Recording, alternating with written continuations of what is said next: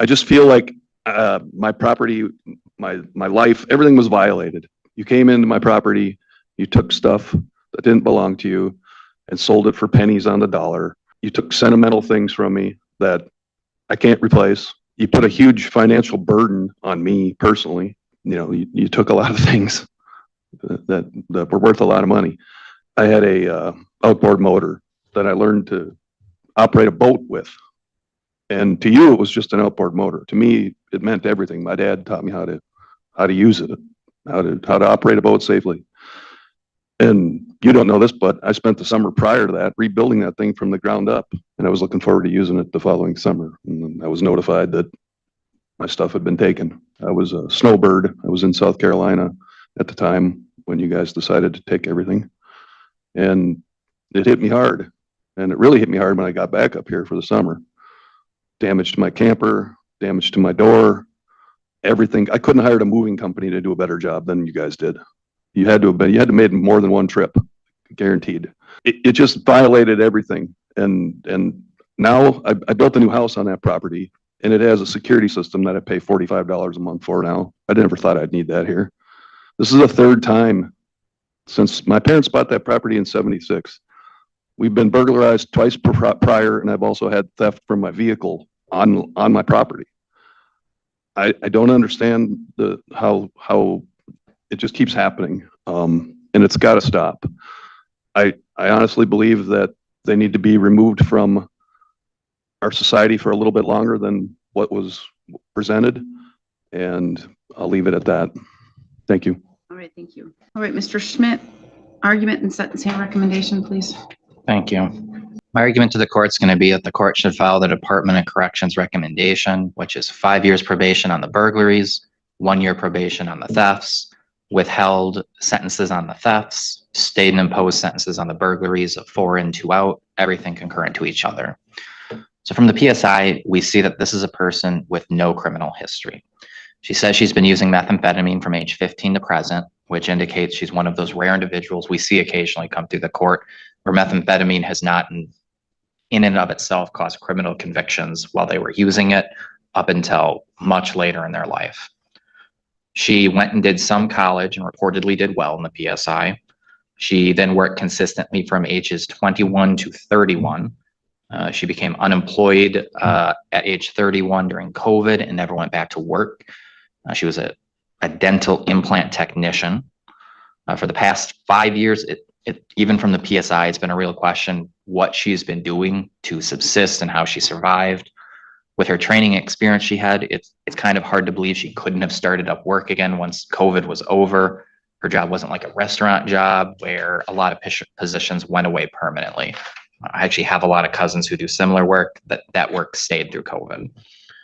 Despite her saying she's been using methamphetamine for 21 years and drinking so much alcohol she blacks out, she questioned in the PSI whether treatment would benefit her. She says she might benefit instead from therapy. I suspect maybe what she's getting at there, she doesn't think she needs inpatient treatment, but would benefit from maybe something outpatient. That or she's talking about just therapy related to mental health. It's hard to say. At some point, this person started dating a man named Robert English. Robert English had a prior conviction involving receiving stolen property, where he was found with some burglarized property. And he said Kenneth Ochterling did a burglary and gave it to him. Kenneth said, no, I didn't. So Robert English got convicted of receiving stolen property. It was another case in roughly the same area. She says together, she and Robert English, I do appreciate in the pre-sentence investigation report, she talked about what they were doing, that they were just looking at nearby cabins, seeing which ones had the signs that this is snowbirds, this is people who aren't in their cabins all year long, and picked those to burglarize. She admitted that Robert was out doing that, admitted she went out and did the burglaries with him. She says while she was doing this, she claims she was high on methamphetamine and blackout drunk on vodka. She did admit to having multiple victims in this case. As a result, she spent 339 days in jail so far, starting on April 4th to present. This is her first run-in with the criminal justice system. Her DNA was found at 3 of the scenes. Property from 4 of the burglaries was found in that room she shared with Robert English at his mother's house. All of the burglaries were local. They're all in a close proximity to that location. And this is consistent with what she told the PSI writer with how they were picking targets and what they were doing. I think DOC is correct in that I think she is a low risk to reoffend if and only if the following three conditions are met.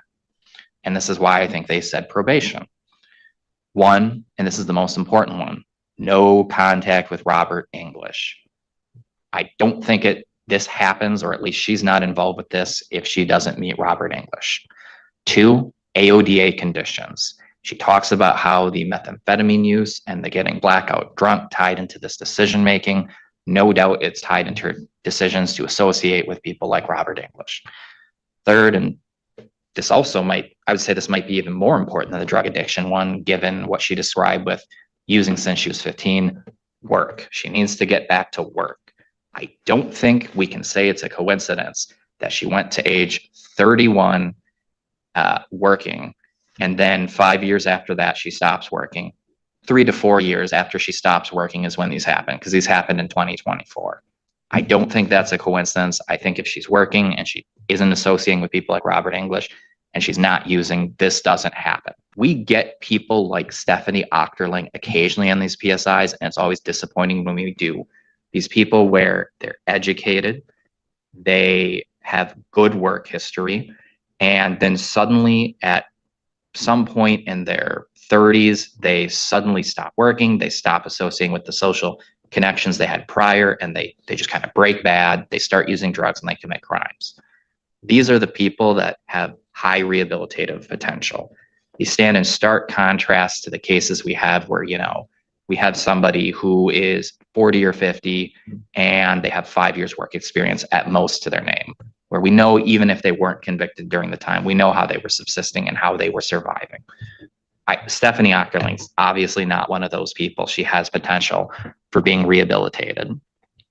So the way that ties in with how the court has to look at sentencing, it first has to look at probation, unless the probation would unduly depreciate the seriousness of the offense.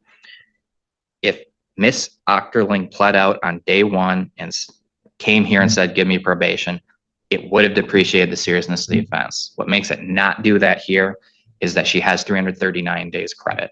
She's been in jail for a whole year, and that's been front loaded in this case.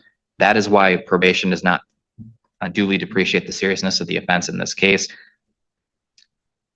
because it's not just 1 year probation, it's more than a year county jail if you count good time.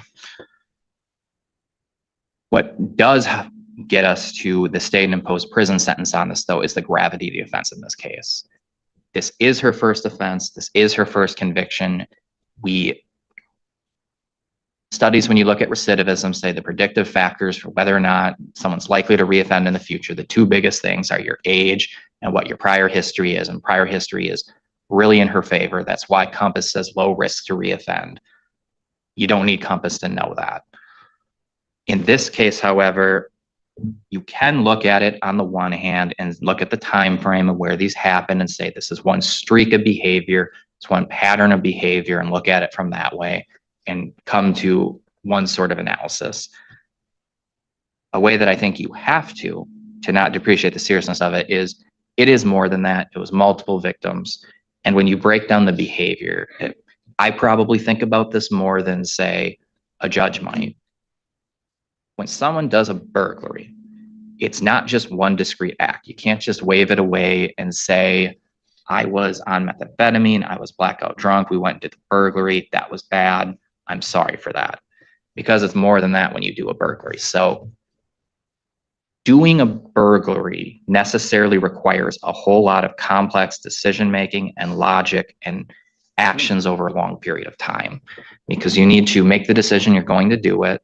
You need to find the targets that are soft that you could hit, pick a time to do it.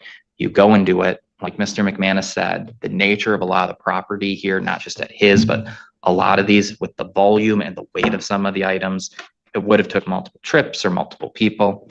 So then you've taken the property. So then that part's done. After that is the part of what do I do with it? Where do I put it? You have to necessarily think about those things. You have to think about which things do we like, do we keep, which things are able to sell, how do you sell this sort of item, how do you sell that sort of item? selling and getting money for these things can involve a lot of different contacts over a long period of time.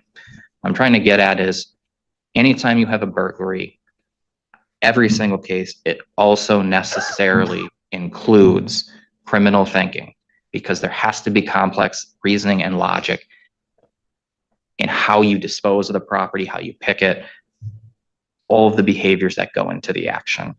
So that is something important too, as well as a condition of probation. I think every single burglary case needs one of those conditions for like the thinking for a change, more recognition type treatment, something to deal with the cognition, because that problem exists in every single one of these. And it also shows why burglaries need to have like that state and imposed prison sentence here that DOC recommends. That 6-year, 4 in, 2 out sentence is important. I think with Stephanie Ochterling, it's likely to be a pretty effective deterrent. This is a person who today is 36 years old. She just spent a year in jail. It's all the jail she's ever done in her life. And now the court's saying to her, if you do it again, or you do even something lesser that gets you revoked, you're looking at 4 years in prison. I think we know that with first-time offenders, people who are not frequent consumers of the criminal justice system, those kinds of deterrents are very effective. So I'd ask the court to follow that argument. I think it's the best way to make sure this doesn't happen again. I think with the year jail and with the state imposed prison sentence, the offense is not depreciated. I think the court has meted out the big sentence that was already necessary on the person who obviously masterminded this with Robert English when it did the prison sentence consecutive to his revoked receiving stolen property sentence. I think the 339 days she's already sat now and the state imposed prison sentence accomplish the same objectives here. Thank you. Thank you. All right, Ms. Heron. Thank you. We do have one person who wants to make a statement. I'll just read this. Pastor Goodwin, Echdal Community Church in Grantsburg. And I wrote this letter to submit this, but the attorney asked me to read it. So this letter is regarding Stephanie Ochterling, incarcerated at Burnett County Jail. And it's about my interaction with her. I have been meeting with her one-on-one weekly for the past 6 months. I've noticed a real sense of contrition and desire to make real changes in her life. I've had Bible study and prayer time with Stephanie each visit. She acknowledges that God's providence has her here because of her own actions and blames no one else. She has no church or religious background in her life, but has really responded to what the Lord has been teaching her through Bible study and religious services here in the county jail. And so I just give my opinion of her is the thought of her committing any of these crimes. Just she's come to be like a new person. She's very intelligent, and I would recommend that probation would be warranted. Thank you. All right, thank you. Your Honor, the defense is recommending the recommendations from the alternative pre-sentence report, which is 3 years probation, a withheld sentence and 3 years probation on counts 2 and 11, 18 months probation and withheld sentence on counts 2 and 35, all to run concurrent. Convictions, particularly on the burglaries, are on serious offenses. The defense generally agrees with the arguments of the state. I'm not going to repeat generally the statements made by Mr. Schmidt. I wanted to highlight some things about Ms. Ochterling from both PSIs. I noted a few things that she kind of did in both PSIs. She talked about her childhood as being basically a happy childhood. Sounds like there were some challenges, but she characterized that childhood as happy. She spoke about some rough times in that relationship with Mr. English that included some abuse from him, some substance abuse. Interestingly, she didn't blame her behavior on anybody. I think that speaks to her ability to correct her behavior, as Mr. Schmidt alluded to in his argument. So I would ask the court to consideration. She recognized the harm that she has done, understands, and has come to understand more and more throughout time that she has spent in custody, the harm that has been done to the victims. One of the things that could also be done during a term of probation is some kind of community service, in addition to other things like therapy. It would seem that also based on the pre-sentence investigation and the alternative report, that there is some level, I'm not a therapist, but also it seems like there's a theme of kind of codependency in her life, first with her brother, then with Mr. English. And again, she is not blaming them on her, she's not blaming them for her behavior. But there does seem to be a pattern in her life, and she's choosing people to be around with. But that may also assist her in the future, for her to stand up more for herself, for her to have the self-esteem to continue with her education and to be more successful in her life. Because of her lack of prior history, because of her prior success in life, her lack of blame of others, her acknowledgement of the seriousness of what she's done, her potential for correcting her behavior, we do ask the court to withhold sentence and place her on probation. I understand the state's perspective on the imposed and stayed sentence. However, there are also reasons for the court to withhold sentence and have some measure of an ability to impose a sentence when the time comes if there is a revocation. I'm optimistic that Ms. Ochterling would not be in that situation based on getting to know her over the last year. I can't imagine that would happen. I'm very optimistic for her and hope the court will adopt one of the recommendations here today. And I believe she has a statement she wants to make. Your Honor, thank you for allowing me the opportunity to speak today. I know how it feels to lose something that cannot be replaced. And I know that knowing that I caused the same hurt to another person and their family and how it affected them and their family deeply breaks my heart. Nobody deserves to go through that kind of pain. I understand that saying I'm sorry doesn't make up for the peace and security the victims once had. My actions were unexcusable, and I deeply and truly apologize from the depths of my heart. Before coming in here, I was going down a destructive path, and being brought in here has saved my life and forever changed my life. While being in here, I've attended all the groups that were offered to me, which has given me the tools necessary for a better future. Because of the situation, it brought me to God and to accept Jesus Christ as my Lord and Savior, who has given me a new positive and healthy outlook on how I want to live my life. With that being said, I want to thank you for saving my life. I plan on finding a church in my community if given the opportunity to return home. I want to continue on the right path with God on my side and following the guidelines and help given by probation. And I'll continue to maintain my sobriety through finding support groups in my community. I also want to get stable employment and continue to improve my life. I'm committed to following all the court requirements. Your Honor, I respectfully ask the court to consider my efforts to take responsibility in the changes I've made and will continue to make while determining my sentence. Thank you for taking the time to listen. Thank you. Ms. Ochterling, I have heard the arguments of both attorneys. I've heard a character reference for you. I've read a letter. I've seen all of the certificates. I've read the Department of Corrections pre-sentence investigation. I've read the alternate pre-sentence investigation. I've heard a statement from the victim. I have read within the PSI document other statements from victims of lives that you have impacted. There's a lot here. There's a lot for the court to sift through and to look at. When a court sentences an individual, I have to look at multiple factors and multiple things. First, I have to look at the nature and the gravity of the offense, where the offense is. Here, there's multiple. And that's the seriousness. How serious are these matters in these cases? Second, I have to look at your character, your prior criminal record, all of those things that are contained in both of these documents. And then I have to look at the need to protect the public. I have to look at other things as well. I have to look at the effect of the victims, any rehabilitative needs that you have. If there's any, undesirable behavior patterns, your culpability, your age, your education, your history. I also have to look at what's called deterrence.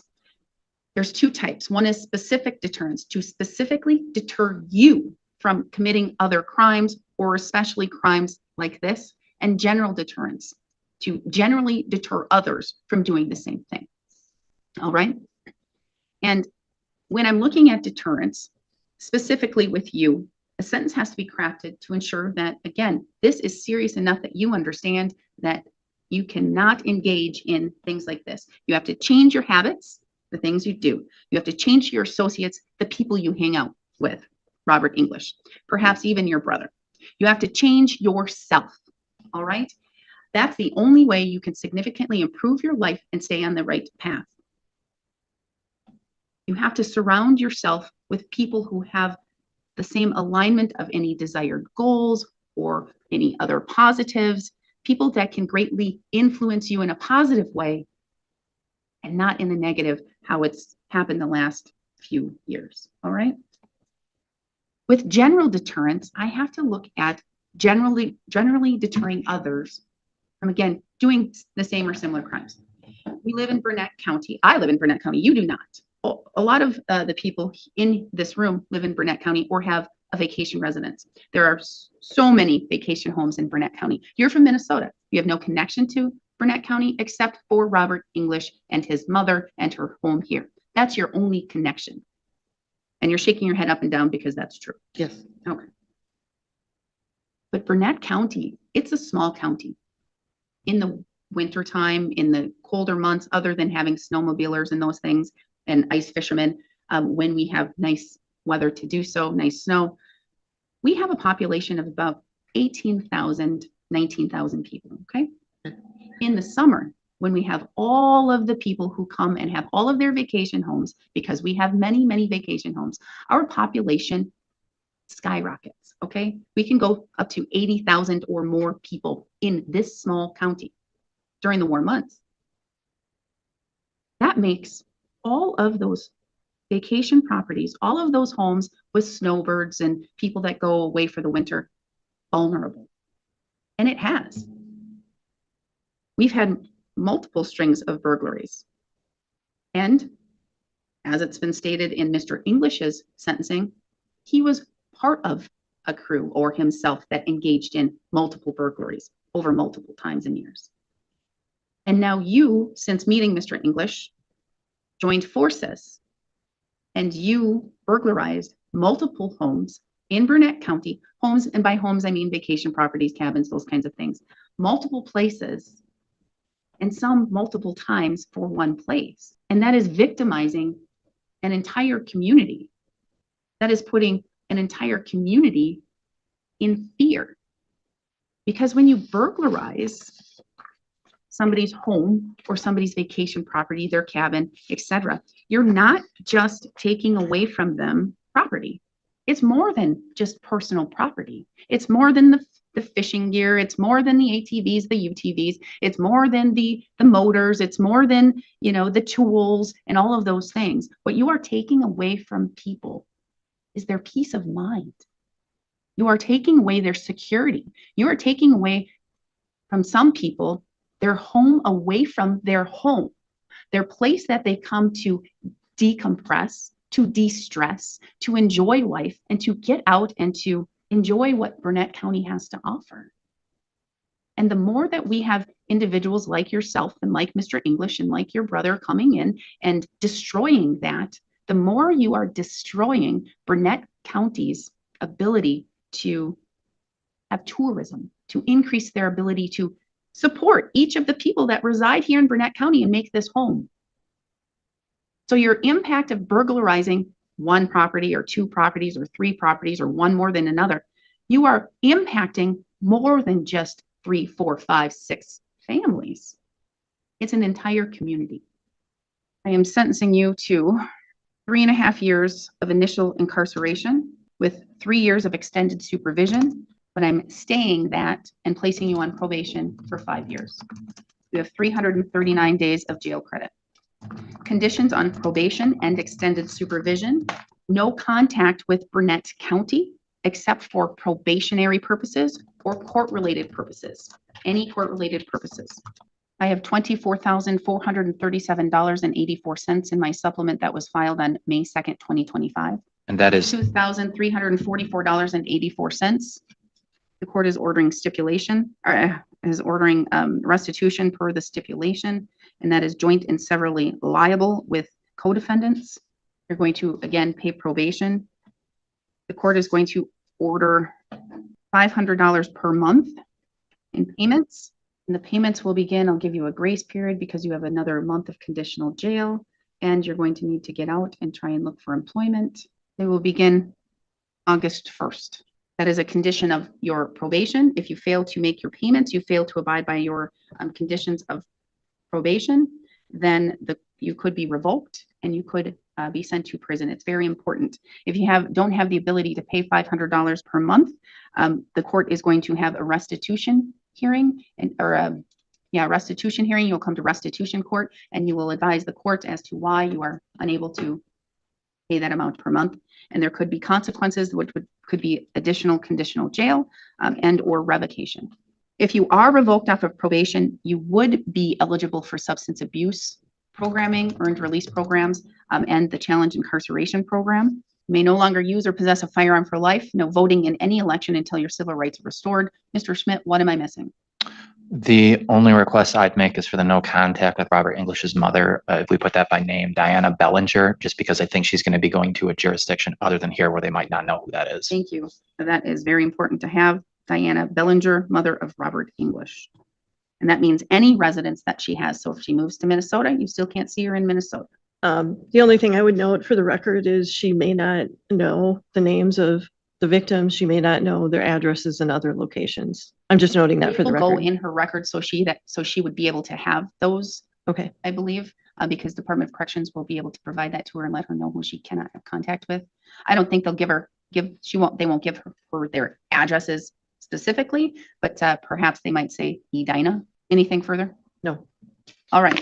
Under Wisconsin Statute Section 943.10, the defendant, Stephanie Ochterling, was convicted for participating in multiple burglaries involving seasonal cabins in Burnett County. Investigators connected her to several break-ins through DNA evidence recovered from crime scenes and stolen property discovered at a residence she shared with co-defendant Robert English. Additional conduct relating to the unlawful taking and disposal of property fell under Wisconsin Statute Section 943.20, which governs theft offenses. The offenses involved the removal and sale of property belonging to multiple victims, many of whom owned seasonal residences in the county. At sentencing, the court evaluated statutory considerations, including the seriousness of the offenses, the defendant's personal history, the absence of prior criminal convictions, and the need to protect the public and deter similar crimes in communities with a large number of unoccupied vacation homes. The court imposed a sentence of 3.5 years of initial incarceration and 3 years of extended supervision pursuant to Wisconsin Statute Section 973.01, the state's bifurcated sentencing structure. However, the prison term was stayed, and the defendant was placed on 5 years of probation, with restitution totaling approximately $24,437.84, along with supervision conditions and behavioral restrictions. Violation of probation may result in activation of the previously imposed prison sentence.